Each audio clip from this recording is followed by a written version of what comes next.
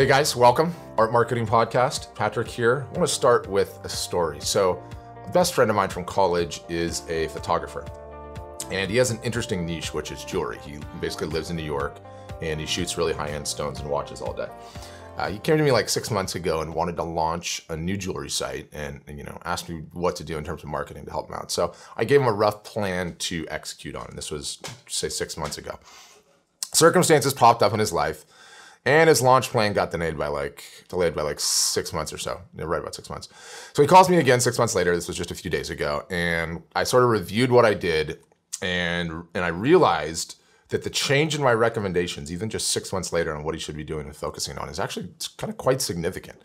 And you made me think, when you're like around your kid, or say your dog, or say if you're into plants or your garden all day, every day, and its growth over, let's just say 6 months, is just completely normal to you. It's an incremental amount of growth, whether it's the kid, the dog, or the garden, each day. But then somebody comes over that hasn't been to your house in 6 months, and it's like, whoa, you have grown. The dog got so big, like your garden's so come to life. And I think it just really hit me how quickly things change in today's marketing landscape and how fast it's moving. And one of the ways I love to rationalize it in terms of marketing is I always go back to my fishing analogy. If you've heard this podcast for any length of time, you've heard me mention this analogy. And essentially it's, you have to go where the fish are, where the attention is, where the fish are biting. That's marketing today, and it always has been, it always will be. You go where the fish are.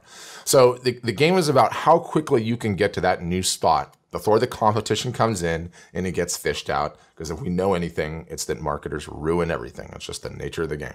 So how quickly you as a marketer can spot where the fish are going to be and get there and test your vision is how quickly you can win and take advantage. And I think people hear that and they panic, like, I was just getting the hang of Facebook and now we're talking about Instagram. Don't panic. Not everything changes, mind you. I mean, to stay on the analogy, you still have your boat, your fishing rods, and your reels, your live bait well, your gaff. You've got all that stuff, i.e. your product and the rest of your creativity and your marketing know-how. You just move your boat to where the fish are, to where you are catching, and it's working for you. So I love that analogy. And I think as we frame up the subject for today's podcast, which is going to be Instagram, and specifically Instagram stories, the big why there is it's just simply where the fish are, and it's a brand new spot. So, in addition to that, I pay attention to the podcast stats, and clearly, the last episode was on Instagram, and it just had a tremendous spike in the stats. So I know this is a subject matter that we need to delve into in more detail. And on a personal note, I would say that the stats and those feelings aside, I'm still an extremely strong proponent of Facebook and how important it is to be there. But it is hard to deny that for sure Instagram is either catching up to Facebook or, what most would argue, surpassing Facebook in its reach and its effectiveness. As a number two, which I would argue is Facebook, still plenty powerful, plenty effective. So I argue 100% that you need to be on both.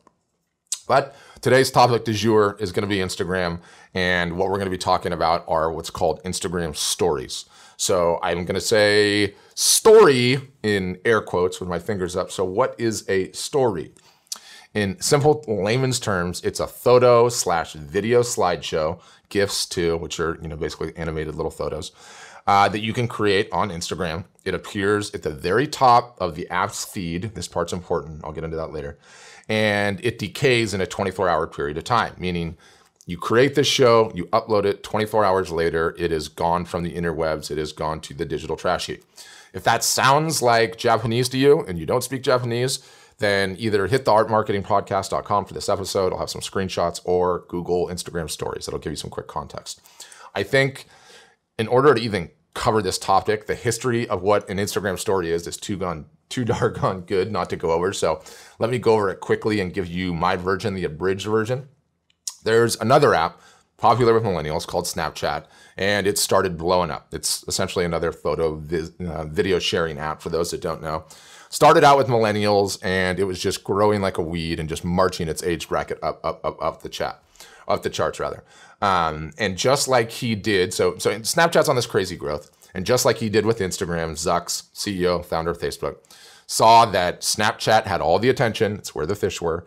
And so he came to the table and tried to buy them. The offer was rumored to be around $3 billion at the time. Snapchat guy essentially said no. They felt like they had an edge. They didn't need to sell. Zuck said, okay, we're going to have to crush them then. Told his team, hey team, the Snapchat guy said no, go crush them. So what did his team do? His team figured out how. In this case, stole their best feature and copied it near verbatim. That feature was and is Instagram stories. I believe Snapchat calls them stories too.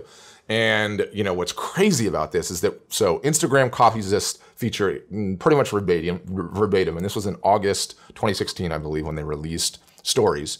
And since then, Snapchat's gone public, so we've learned that Snapchat's growth rate has declined 82% since the loss of Instagram stories. So that's the craziest thing in all this. You know, Zuckerberg, Facebook went and stole this feature, added it to Instagram, completely took the wind out of Snapchat's crazy out of control growth. So bottom line of all this, and by the way, Snapchat's now public and they have a market cap of 24.87 billion. So I'm not sure who really actually won in this scenario. But the bottom line is Snapchat was on the rise. Facebook stole their best feature and copied it. And now Insta looks to reign supreme. We'll see where the whole thing shakes out. So why stories, right? And first, if you made it to this part of the podcast and still have not played with the stories feature, by which I mean viewed a few of them, you know, gotten a taste, experimented on your phone or your tablet or whatever, I recommend you stop the tape, go play with them for a little bit, and then come back. And, you know, it's a podcast. This isn't, you know, you don't get the visual aids with it. So I think you should have a taste before it goes. But if you're in the know, then let's roll. Let's get into it. What I figured I would do to make this fun is I'm going to give you my top 10 reasons to get in the game with Instagram stories right now, this moment. Give you a listicle, if you will. So why stories, number one? And as always, let's start with the most important reason. It's where the fish are. It's where attention is right now. It's where eyeballs are. Number two, it gives you a free trip to the top of the fold, the VIP room, if you will, the front row seat of the Instagram experience. What do I mean by that? When you have the app down, and you're looking at the very top of the app, that's where the Instagram stories live. So if you have any experience with Google AdWords, or if you ever Google search something, you hammer that thing into Google, the results page comes up, and the next thing you know, the top two results are ads. Guess which one's the most expensive? The one at the top. Why? It gets the most attention, the most eyeballs. At least it did. Google AdWords aren't what they used to be. That's why we're talking about Instagram. So it gets you to the top. And the best thing about it is by creating these stories, it gets you to the top for free. For free. All the attention's on Instagram. This is how you get to the top for free. Yes, I advocate you do that. Number three, they're new. They're going to take some practice to make. And as such, they're not being utilized by most users. Back to the fishing example. This is a fishing spot that is not crowded out yet. Emphasis on the yet. Marketers ruin everything. Number four, digital storytelling, I would say, and this is honestly one of the most fascinating and enjoyable parts of this experience to me, but digital storytelling is really going through an evolution of sorts. And this new, call it photo, video, slideshow medium, I mean, it's not entirely new, right? It's been around for a while. It's borrowed from a whole bunch of other things, the slideshow going all the way back. I mean, you would say Vine is a precursor to this type of storytelling. Vine was this app that Twitter bought and then deprecated or whatever, got rid of. And I really believe that like this medium is being invented and reinvented right before our eyes. I now see like amazing ways it's being utilized almost daily. And it's really almost turning into what I feel like a TV channel of sorts. It's just amazing. So you want to be there. You want to be experiencing this creativity. You want to be understanding it. You want to understand how you can storytell in this fashion. That's number four. Number five, the ad product that they have is in the complete wild, wild west days. What do I mean? There are very few people even using it, let alone that have figured out a system how to dominate it. It's always evolving new features all the time. They just changed up some of the ad objectives like this last week. More on that features part in a second. So I highly recommend getting into it. But before you even contemplate advertising in it, you need to understand it, which, start playing in it. Number six, this one's just kind of fun. They decay and disappear after 24 hours. So if you're going to screw up making one, it'll be gone in 24 hours. And you can delete them too, but it's not permanent. So get in there and start experimenting. Number seven, they give you in-depth analytics about who is watching them. You can then check out the users in your feed who might need to be followed up with. There's a whole other technique there. But yep, you are able to look on a slide-by-slide basis and see exactly which users checked out your story. And that can be really powerful. Hashtag vanity, hashtag be careful with vanity. Seriously though, the data is amazing. Just don't spend too much time on it. Okay, number eight, I feel strongly that if you invest your time and energy and effort into this type of storytelling, it will pay dividends. Moreover, which I plan on showing you how to actually do, these stories, if they're good, need not decay and go away in 24 hours. They don't need to be sent to the digital graveyard, right? No way. You worked hard on creating this thing. So they can and should be posted to Facebook and your website and included in email newsletter content. And we'll get into more on how you do that tactically in a future episode. But I've seen some people that create these things on Instagram. It's supposed to go away in 24 hours. Instead, what do? They record them. They get them out of Instagram. Again, we'll talk about how to do that. And then you have this content for your various other different vehicles. So you can get more ROI out of the creativity that you put into this. So I think that's a great reason. That's number 8. Number 9, let's talk about the updates. And the pace of updates is just, it's just scary. I want to talk about 2 of them, and feel free to revisit my earlier comments about Zucks and the let's crush Snapchat line. He's out to kill Snapchat, and he wants them by the throat, and it is a cutthroat game. So he's going to continue to iterate and come up with the features that are going to keep every single solitary one of us on Instagram all the time, which, if you're actively working it to grow your art sales, it's a good thing for you. You want him in there doing that. So update number 1 is, the greatest power of Instagram stories, and this assumes you've played with them and you understand them, is the ability to link from them. What do I mean? You've probably seen some people that have this ability, and as you go through the stories, you can put a message on, let's just say you've got a 40 by 60 canvas of one of your works, and you can say brand new work, it's called Zephyr. Link. Most people would say like link in a bio. With stories, you can actually link from the slide itself to the artwork. It's so you could be, talking about your process and showing your studio, showing your newest piece, and then saying link to the painting in my store. Now, originally, that ability was only available to verified people.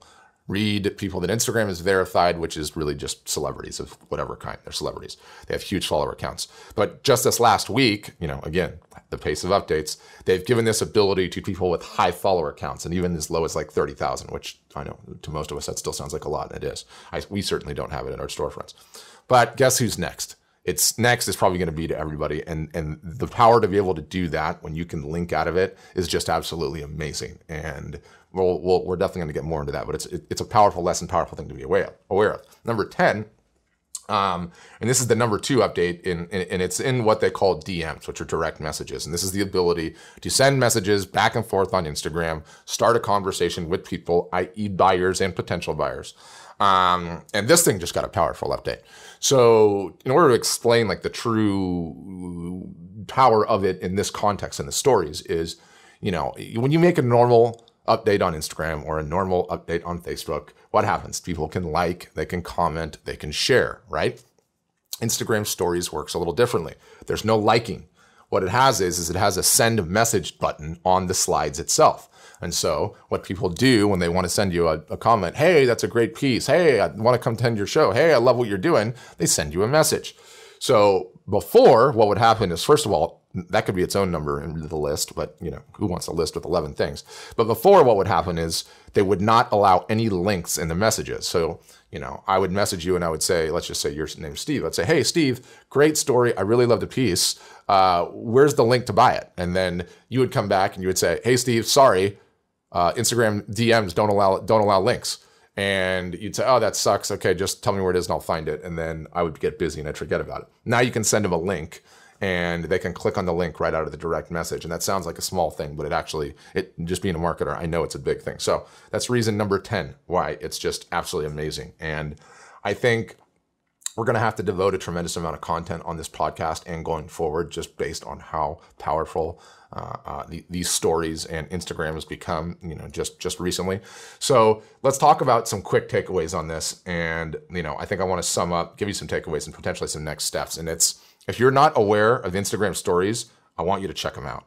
Take a look, start understanding what they are. I'll talk about the resources in a second.